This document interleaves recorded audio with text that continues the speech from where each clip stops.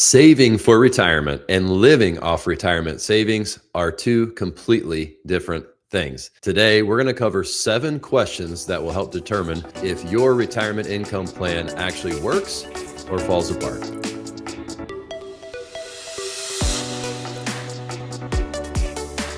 Hello, everyone. I'm Joe Allaria. This is the Retirement Power Hour podcast, episode 43. Thank you for tuning in. And today, as I mentioned, we're going to talk about how do you turn your retirement savings or your investments into a reliable retirement income stream. But before we go into that, I wanted to mention that we do have other resources available on our website at retirementpowerhourpodcast.com. You can go on and listen to past shows, but most importantly, you can ask us questions. You can send those in, or you can request a free consultation by clicking Work With Me. So again, go to retirementpowerhourpodcast.com and you can get all of that at the website. So let's jump into the first question. Question number 1, how do I turn savings into sustainable income without running out too early? Well, it's not just one thing, it's multiple things. And really 4 different factors that I wanted to talk about. First, it's developing a realistic spending plan. And so your expenses, how much do you want to spend in retirement? There are a wide variety of answers to that question. Are you someone who wants to have a similar lifestyle to when you were working? Or are you someone who's going to want to do a whole lot of things that you weren't doing when you were in your career? Maybe you want to travel more. Maybe you want to buy the boat. Maybe you want to buy a second property. So you've got to think about, what do I want to spend? And a lot of times that starts with figuring out, what are you spending now? Can you answer that question right now? If you can't, it's going to be very hard for you to figure out, what do I want to spend in retirement? If you don't know what you're spending now, you're pretty much just shooting in the dark, making up a number. So it starts with, what am I spending now? And there are a lot of tools out there that you can use to figure that out. Second, coordinated withdrawals. So again, how much can I take? How much do I need to take and not run out of money? Obviously, we'd like more is always better, but we can't run out of money. And then you have investment structure. You've got to have your investment structure match your time horizon. And we talk about that all the time. That is one of the keys of building a retirement income plan, using investments that match the time horizon for when your expected withdrawals are going to take place. Last but not least, you have to review it. Retirement has multiple phases, so it's going to take ongoing review to see, did I forecast the proper amount of expenses? Did I properly assign the time horizon on my investments? So all of these things need to be reviewed ongoing, and no rule of thumb is really going to replace a customized income plan for you. There are a lot of rules of thumb out there. The biggest one's the 4% withdrawal rule, but there are different things that you hear out in the public, talking to friends and family. Nothing replaces a customized plan. And now when you retire, your paycheck's gone, your investments have to generate that income. It's a different ball game. You have to think differently about it.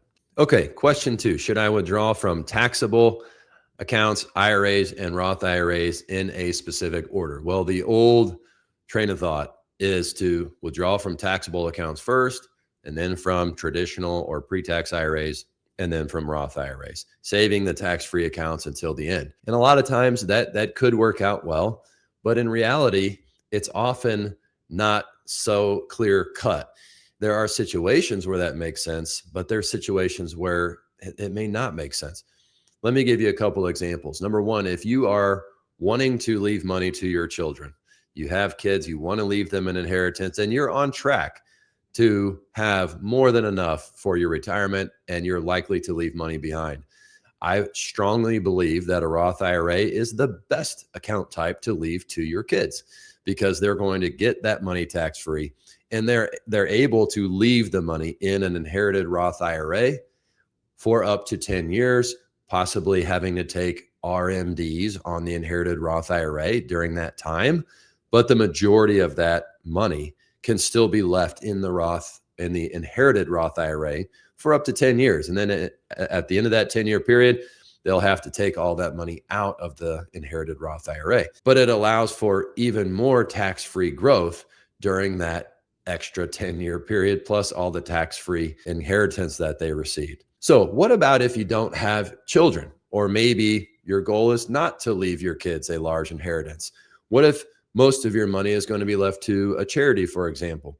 Well, in that case, you wouldn't want to leave the Roth IRA until the very end, because if you pass away and have Roth IRA money and all of your money goes to charity, you just missed a benefit there, or a planning opportunity. In other words, if you leave a charity your IRA, they don't have to pay tax on that. So you kind of escape taxes by doing so.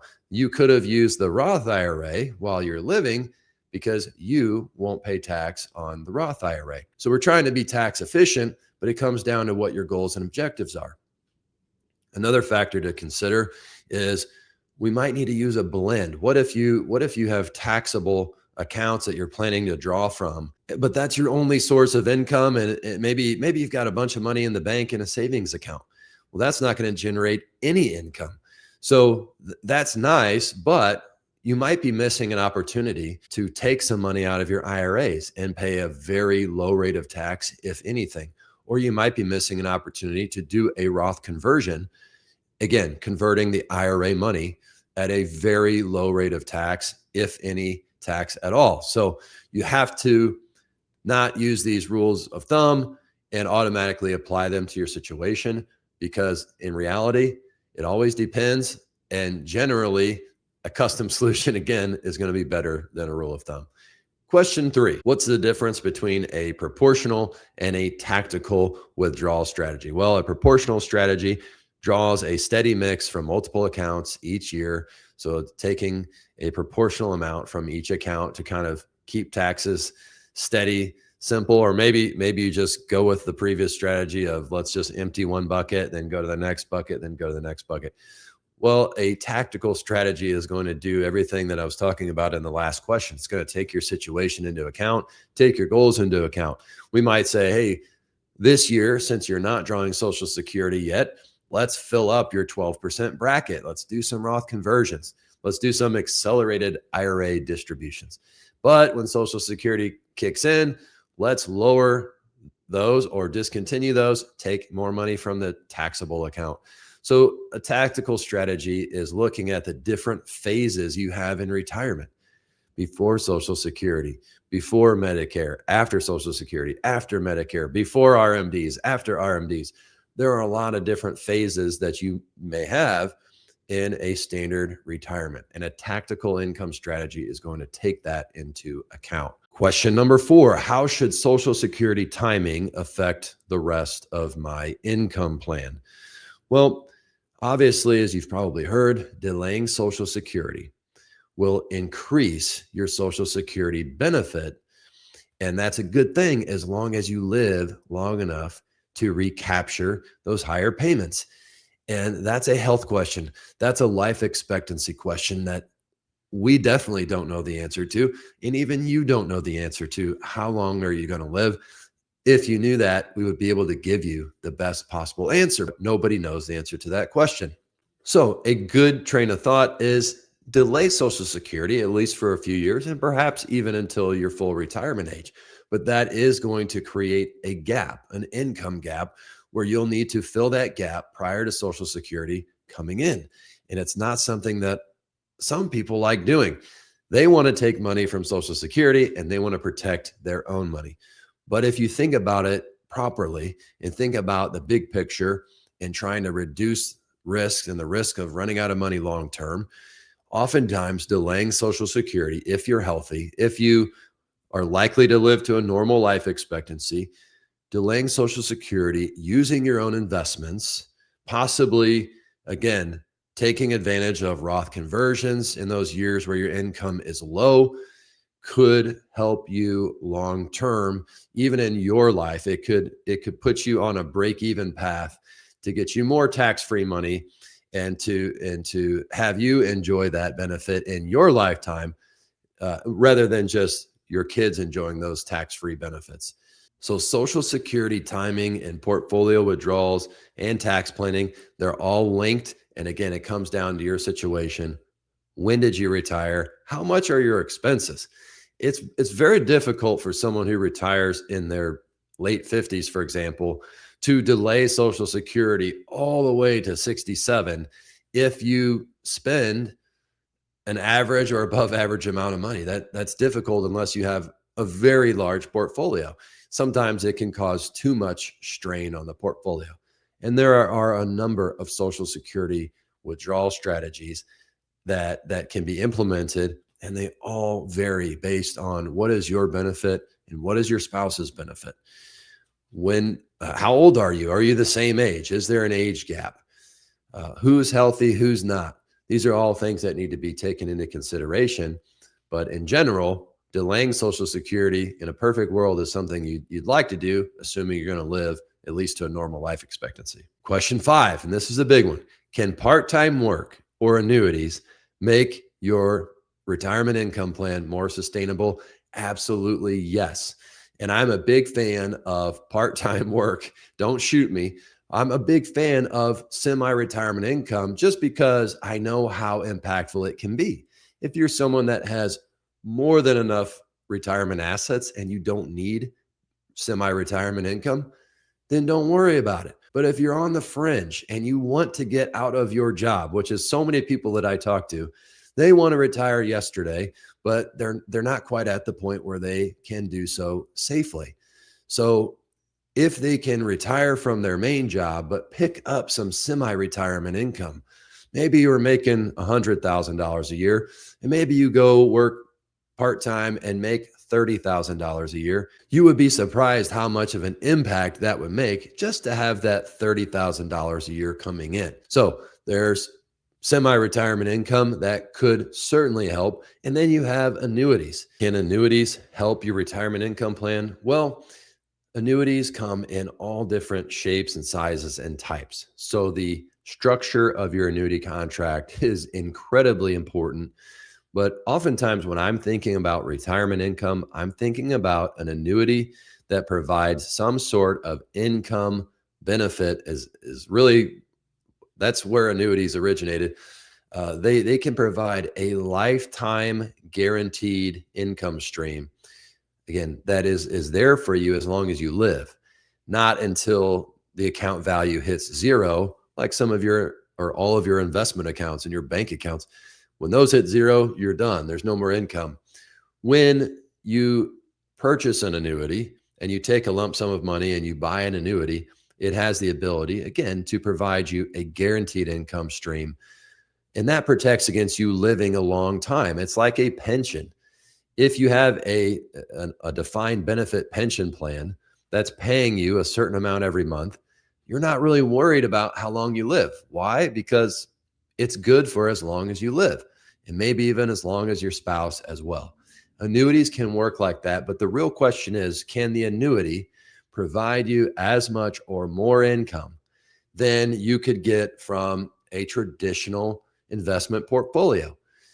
You know, that's a hard question to answer because we don't know how long you're going to live. But if you're very risk averse and you're not able to take the volatility emotionally that an investment portfolio would require, and then an annuity might be good for you. If you really think you're going to live a long time, then an annuity might be good for you. Or maybe you just want an annuity to help increase your income floor. In addition to Social Security, you might want to have some more guaranteed income from the annuity so that you know, hey, my Social Security is always coming in and my annuity income is always coming in no matter how long I live. If that covers your fixed expenses, for example, and helps you sleep better at night, then the annuity could be a good solution. Again, who's backing the guarantee? What type of contract structure do you have? Those are incredibly, incredibly important. And annuities being as rigid as they are, I always urge people, don't rush into an annuity purchase. Make sure you understand it fully. Question number 6, how often should my income strategy be reviewed? Well, we think at minimum annually, because you've got all the phases I mentioned earlier that, again, maybe you start retirement and you're not taking Social Security. Maybe you're not on Medicare yet. As these different phases come and go, it's important to review and update your strategy. And RMDs which kick in for everybody, in your 70s right now, 73, phases to 75 for some of you that are a little bit younger.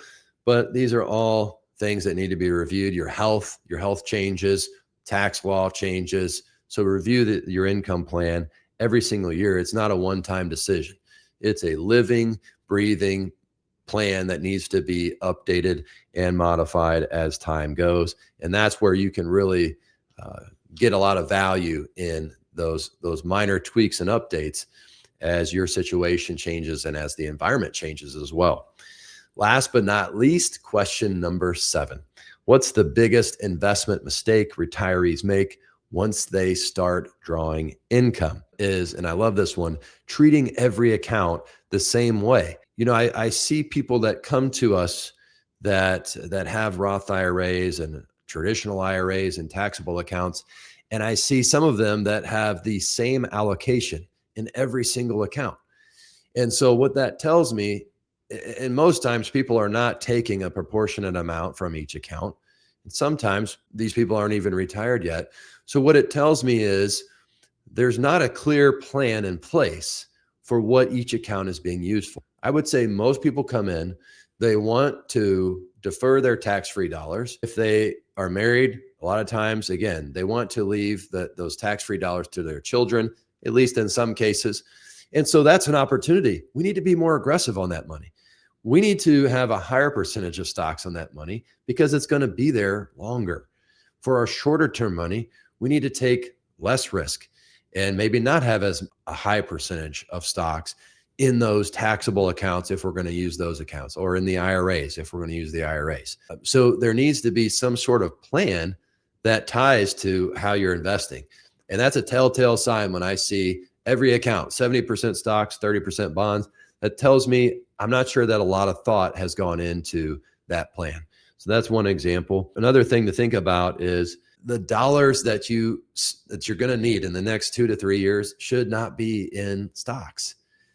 And that is a huge mistake. We use a bucketing method to educate our clients, but you shouldn't have money that you're going to spend in the next, I would say maybe even 1 to 2 years in stocks.